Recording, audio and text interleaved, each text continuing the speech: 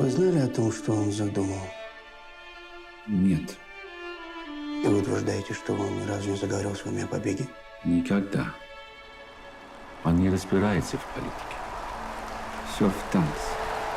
I was gripped by this story of his early life, which is the story of our film, which is his youth, student, and then culminating in this decision to defect into the West in 1961 from Soviet Russia. There is in this man a curious mix of extreme sensitivity and astonishing selfishness.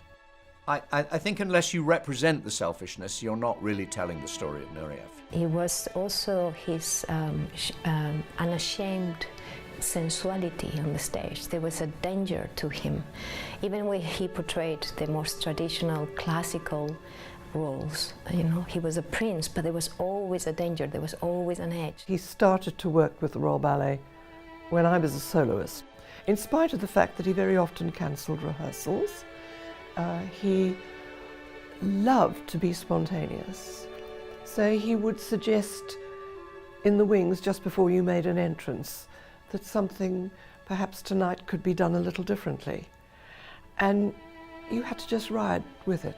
Or Nureyev was involved, it was always the ballerinas, the prima ballerinas who were at the forefront of all the different ballets. But when he came along, the male dancer had to have an equal position in those ballets. He made a huge contribution to the Royal Ballet, without a doubt. And he gave the whole company a lift. He was setting new targets they'd not sort of dreamt about. And he didn't let go until he got what he asked for. I've always described it as being on a cliff edge in a high wind. He was such a big star. People don't realise what a big star Nureyev was. As big as the Beatles. I mean, his whole story, his life in Russia and the defection and all this gave him a sort of notoriety as well as a huge popular appeal. That he had the courage to take on the KGB, but also that he knew there was no way back.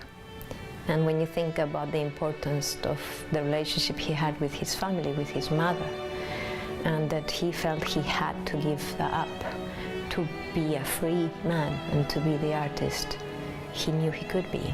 I think it's extraordinary. Руди! Куда направляешь?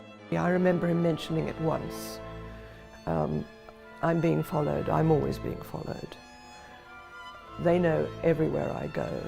They know all the people I meet. They're trying to kidnap me. The thing to remember about Rudolf, what mattered to him was perfection in the dance. I hope the audiences are taken by the character of Rudy and interested and challenged by him and moved by him. I think it's the portrait of the artist as a young man with all his jagged edges and his loneliness and his imagination.